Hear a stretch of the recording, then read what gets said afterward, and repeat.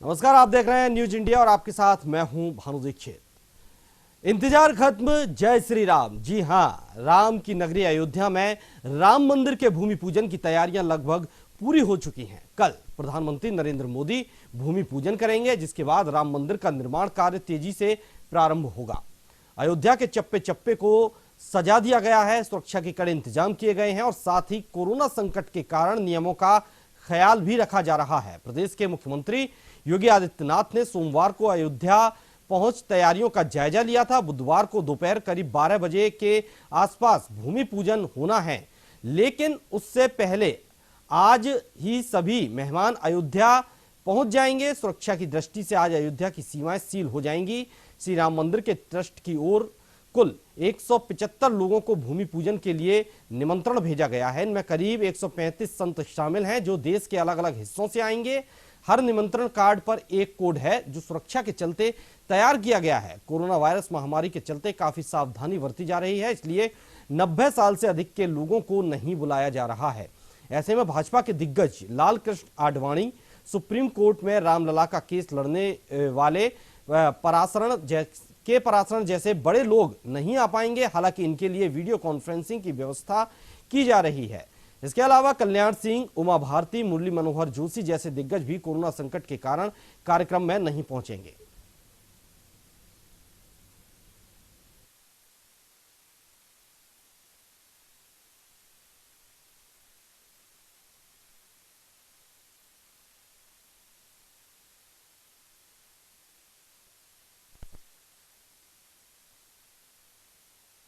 मनीष श्रीवास्तव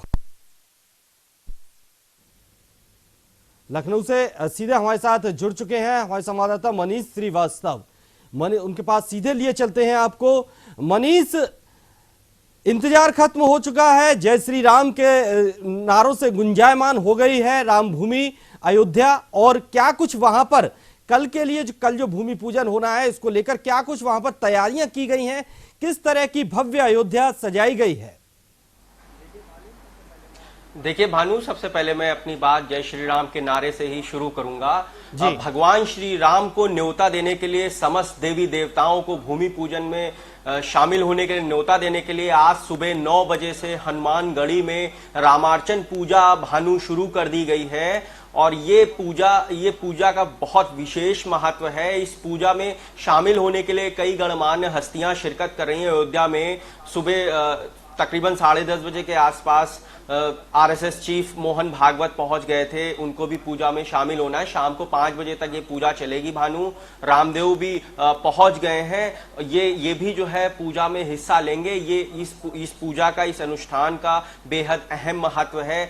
सुबह से ही प्रयाग, गोरखपुर का मंदिर और काशी, मथुरा, यानी जितने भी तीर्थ स्थल हैं, सभी जगह पे एक तरह से देव दीपावली मनाई जा रही है। शाम को सीएम आवास में भी दीपावली जैसा नजारा रहेगा। सभी जगह पूजा अर्चना शुरू हो गई है। मतलब पूरा देश सदियों बाद ये मौका आया है, राम मंदिर का निर्माण शुरू होने जा रहा है और भूमि पूजन के लिए पूरी तैयारियां शुरू हो गई हैं। कल प्रधानमंत्री तकरीबन 12 साढ़े 12 के आसपास का कार्यक्रम है। सुबह पहुंचेंगे, 3 साढ़े 3 घंटे अयोध्या में रहेंगे और लखनऊ समेत पूरे देश में, अयोध्या में इस समय समझ लीजिए देव दीपावली है। गलियों में केसरिया रंग छाया हुआ है और भगवान श्री राम के नारे के साथ हर एक व्यक्ति इस समय रामलीला में, भगवान श्री राम की भक्ति में लीन है भानु।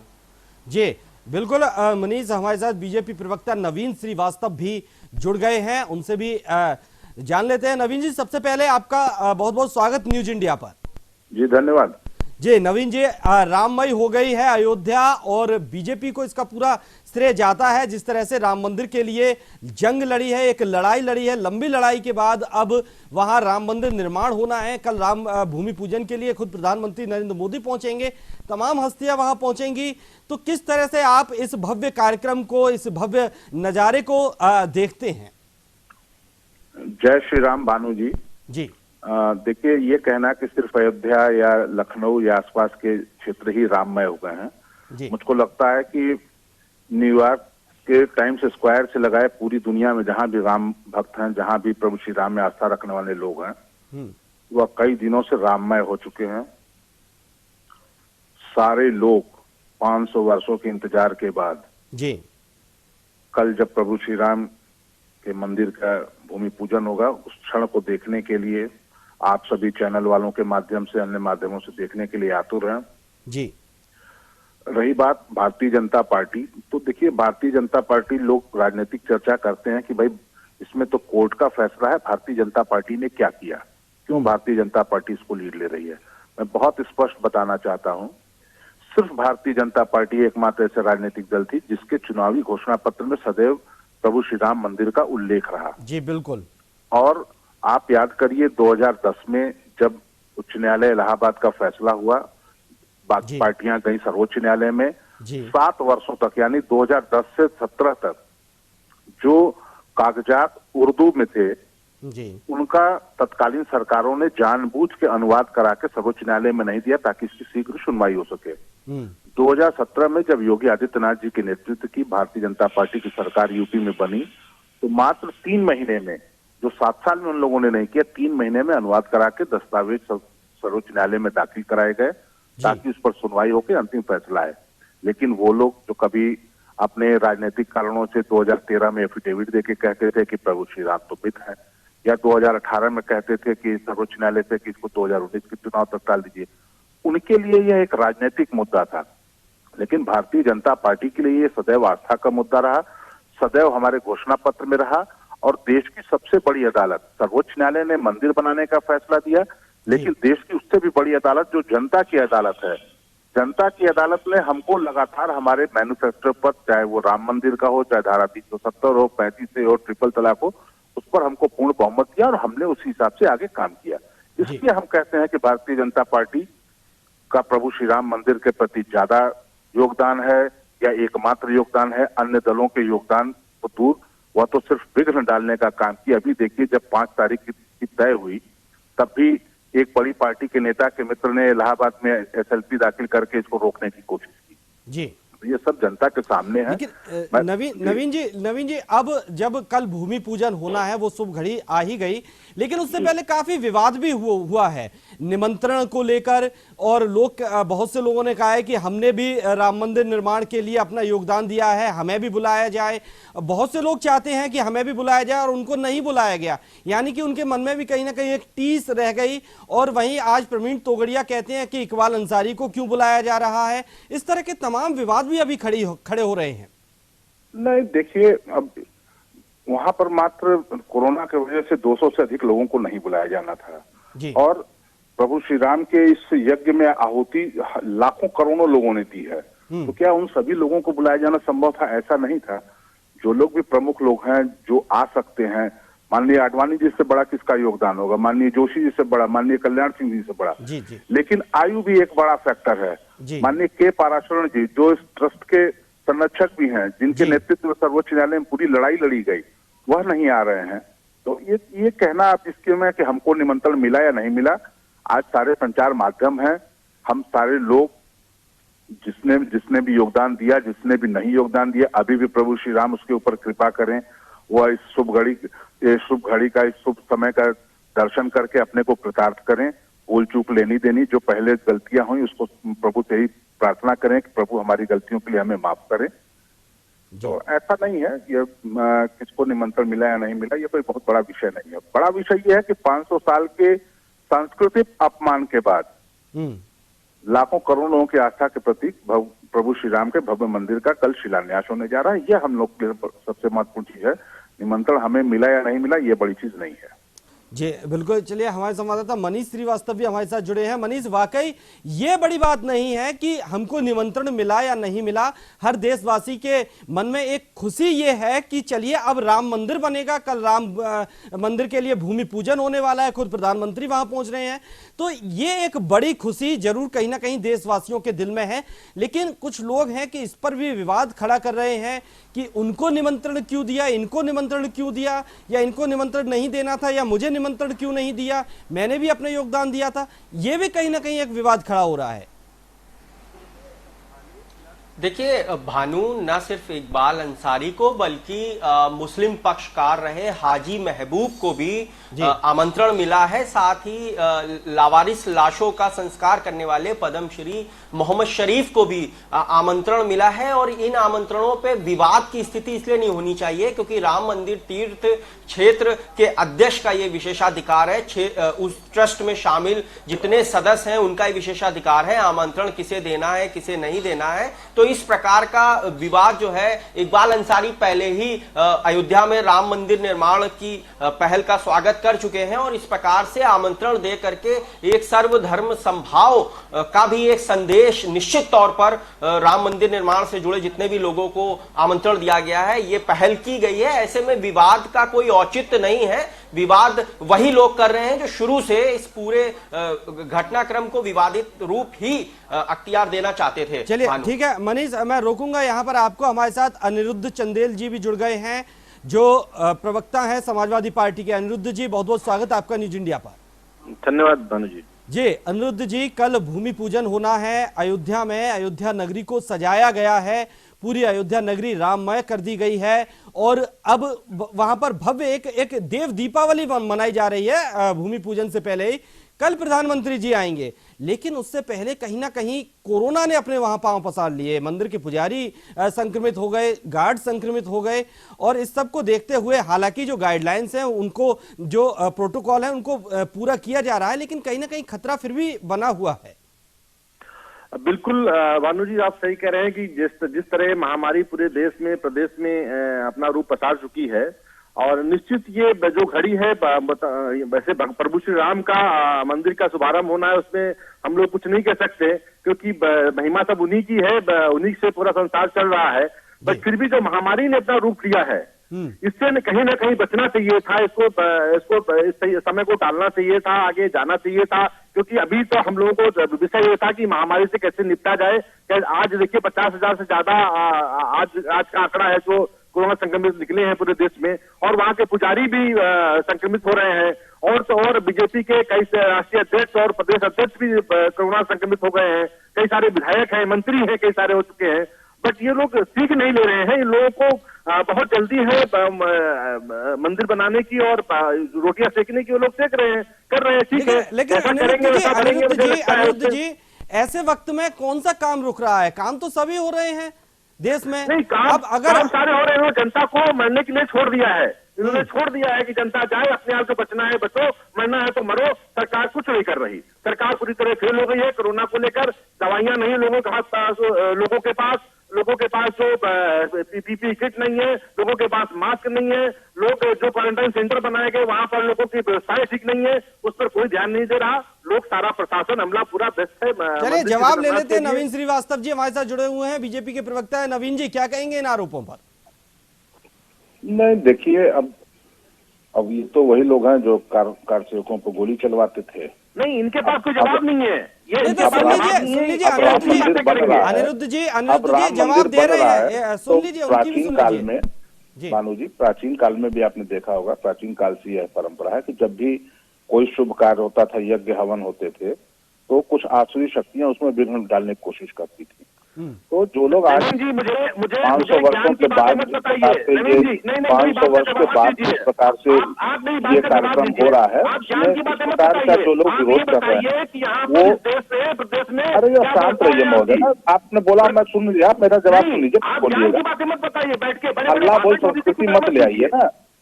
आप लोगों की तिलमिलाहट जो मिर्ची लग रही है वो समझ में आ रही है। आप लोग कब चाहते थे कि राम मंदिर बने? जवाब देना नहीं जानते हैं। अरे जवाब कर देंगे।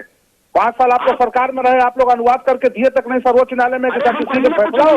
आप बात कर रहे हैं, आप राम मंदिर की बात कर रहे हैं, ऐसा में राम मंदिर की बात कर रहे हैं। जो लोग मुसलमानों के जो है कार्यक्रमों में टोपी लगा कर शामिल होते रहे, वो बात करेंगे कि प्रधानमंत्री वहां जा रहा है।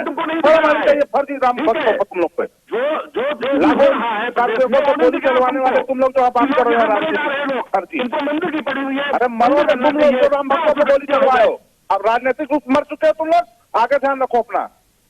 चलिए अनिरुद्ध जी और नवीन जी, रोकना चाहूंगा मैं दोनों को ही। अपना आगे ध्यान रखिए। अनिरुद्ध जी, श्री राम की ऐसी आप लोगों को प्रतिष्ठा होगी ना कि आप लोग कहीं के नहीं रहोगे, जो आज भी बाधा फैलाने की कोशिश कर रहे हो। अनिरुद्ध जी मैं रोकना चाहूंगा, अनिरुद्ध जी, नवीन जी रोकना चाहूंगा। अनिरुद्ध जी, क्या लगता है कि ये जो राम मंदिर है इसका बीजेपी क्रेडिट ले रही है, ये गलत है या सही है? क्योंकि बीजेपी के एजेंडे में रहा था राम मंदिर तो। खूब बनाए, मुझे कोई मतलब, इन्होंने क्रेडिट तो लिया ही है, जातियों को लड़ाकर क्रेडिट लिया, धर्मों को बांट कर क्रेडिट लिया, ये जानते ही से क्रेडिट लेना, हमें उसमें आपत्ति नहीं है। मंदिर बनाए, 4 मंदिर और बनाए, मगर विषय अभी यहाँ पर यह है कि जो महामारी चल रही है इससे कैसे निपटा जाए, लोग मर रहे हैं उनको कैसे बचाया जाए, उससे ये नहीं बात करेंगे। ये ज्ञान फैलेंगे, मोदी जी की तरह भाषण देंगे कि देखिए मैंने प्रभु श्री राम को ये कर दिया, मैंने वहां लंका में आग लगा दी। अरे हाथ से लगा दी, मगर ये बताओ ना, जिस आग में जो जल रहे हैं, पूरे प्रदेश के लोग जल रहा है, देश के लोग जल रहे हैं, उसमें क्या करोगे? उसमें तुम्हारा योगदान कहाँ है? ये पानी डालने का योगदान है कि नहीं है? अनिरुद्ध जी लाखों लोग मर रहे हैं उसपे। रोकूंगा। अनिरुद्ध जी, मेरे संवाददाता मनीष श्रीवास्तव मेरे साथ यहाँ बैठे हुए हैं, सीधे जुड़े हुए हैं लखनऊ से। मनीष, प्रोटोकॉल को लेकर क्या क्या वहां पर व्यवस्थाएं की गई हैं? हालांकि कोरोना काल है, खुद मंदिर के पुजारी इससे पहले संक्रमित हो चुके, गार्ड भी संक्रमित हो चुके, तो इस सब को लेकर क्या कोई व्यवस्थाएं की है? क्योंकि बहुत बड़ा वीआईपी मूवमेंट होने वाला है। देखिए भानु, कोविड प्रोटोकॉल को लेकर के आयोजन स्थल पर व्यापक तैयारियां की गई हैं। खुद बाकायदा पूरी टीम मौजूद है। तमाम पुजारी अभी संक्रमित हुए हैं, पुलिसकर्मी संक्रमित हुए हैं, इस लिहाजा पहले से ही 250 लोगों को निमंत्रण दिया गया था, ज्यादा भीड़ इकट्ठी नहीं होने दी गई थी। साथ ही मीडिया को भी वहां पर जाने की परमिशन नहीं दी गई है। मीडिया को अगर लाइव करना है या कोई भी कार्यक्रम करना है तो आप मीडिया कि अपना मीडिया का स्थल बना हुआ है, वहीं से किया जाएगा। इसका मतलब है कि जो मुख्य आयोजन स्थल है वहां पर किसी भी प्रकार की भीड़ से जो है परहेज किया है स्वागतकर्ताओं ने। तो ऐसे में निश्चित तौर पे कोविड प्रोटोकॉल का उल्लंघन नहीं होने देने के लिए पूरी टीम जिला प्रशासन ने बनाई है। साथ ही एसपीजी भी इस तरफ जो है पूरा ध्यान रख रही है। और ऐसे में निश्चित तौर पे ये देखना लाजमी होगा कोविड प्रोटोकॉल का उल्लंघन अगर होता है, लेकिन तैयारियां प्रशासन के चूंकि दावे हैं कि किसी भी प्रकार का कोविड प्रोटोकॉल का उल्लंघन नहीं होने दिया जाएगा, लेकिन अगर किसी भी प्रकार का उल्लंघन होता है तो ये निश्चित तौर पर क्वेश्चन मार्क जरूर लगाएगा। भानु जी बिल्कुल, बीजेपी प्रवक्ता से पूछ लेते हैं नवीन जी, क्या अब राम मंदिर तो बन ही रहा है, कल भूमि पूजन हो जाएगा, मंदिर का निर्माण भी शुरू हो जाएगा, क्या आने वाले चुनावों में इसका फायदा उठा पाएंगे?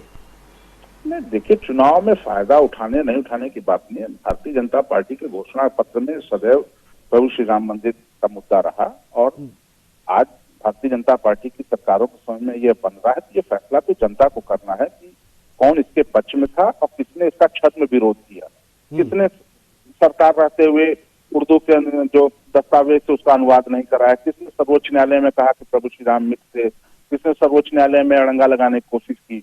ये तो सारी चीजें जनता, सबसे बड़ी अदालत जनता है। सर्वोच्च न्यायालय का तो फैसला आ गया, जनता की अदालतों का फैसला जनता पर छोड़िए, जो जैसा करेगा वो उसके सामने आएगा। देश भर की जनता जिसका इंतजार कर रही थी, कल वो घड़ी आ गई है।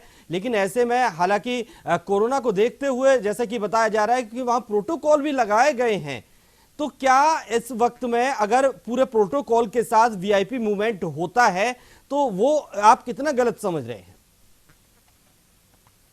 अनिरुद्ध जी। जी नहीं, ये देखिए, गलत सही का जवाब तो अब नरेंद्र मोदी जी देंगे, योगी आदित्यनाथ जी देंगे, क्योंकि अब ये लोग अपनी मर्जी से वहां पर जो आयोजन कर रहे हैं, एक तरफ जनता को अब कितना देखिए कितना जो रवैया अपनाते हैं लोग, किस तरह का अपनाते हैं। दारू की दुकानें खुलवा दिया, पान मसाला खुलवा दिया, तो वहां लाइनें लगी हैं। एक गरीब आदमी ठेले वाला जो खड़ा होता है उसको मारते हैं। आजकल अवैध वसूली चल रही है, मास्क लगाइए, कानून पास करते हैं, पुलिस जहां मर्जी वहां डंडा मार रही है और मास्क वसूल रही है। भीड़ कहती है कि मना करते हैं कि कोई भीड़ मत इकट्ठा करिए, ये लोग खुद वहां पर जाके कार्यक्रम कर रहे हैं। ठीक है, करिए, खूब करिए। अभी इससे ये अशुभ संकेत है। देखिए, मैं भानु जी फिर कह रहा हूं कि इनका राष्ट्रीय अध्यक्ष कोरोना संक्रमित हो गया तो प्रदेश अध्यक्ष हो गया, कई सारे मंत्री हो गए, और कल देखिए क्या संक्रमित होकर आते। अल्लाह बोला वाली पार्टी कुछ पढ़ लिख के आया करो। अमित शाह हमारे राष्ट्रीय अध्यक्ष नहीं, राष्ट्रीय अध्यक्ष जेपी नड्डा है और गृह मंत्री पढ़ लिख के आ जाते हो लोग, बोलते हो। अभी देखते रहो ना, अभी तुम्हारे गृह मंत्री है, गृह मंत्री है ना, राष्ट्रीय अध्यक्ष है। राष्ट्रीय अध्यक्ष है वो हमारे, अध्यक्ष नहीं है, बिना पढ़े लिखे आ जाते हो ना, बोलते हैं। हैं बोल वाले लोग, हल्ला बोल वाले, अमित शाह जी, फर्जी आदमी। गृह मंत्री, चलिए ठीक है, अब फिलहाल वक्त चर्चा नहीं देता, इस वक्त इजाजत नहीं देता इस चर्चा को आगे बढ़ाने के लिए। आप मेहमान हमारे साथ जुड़े, बहुत बहुत शुक्रिया आपका हमारे साथ जुड़ने के लिए। मनीषा, आपका भी बहुत बहुत शुक्रिया तमाम जानकारी देने के लिए। तो बता दें कि अब वक्त 24 घंटे से भी कम का रह गया है, इंतजार खत्म हो चुका है। जय श्री राम अयोध्या में ही नहीं बल्कि पूरे देश में ये गुंजायमान होगा। पूरे देश में एक तरह से दिवाली मनाई जाएगी जब राम जन्मभूमि में वहां भूमि पूजन होगा। फिलहाल इस चर्चा में इतना ही, दीजिए इजाजत, नमस्कार।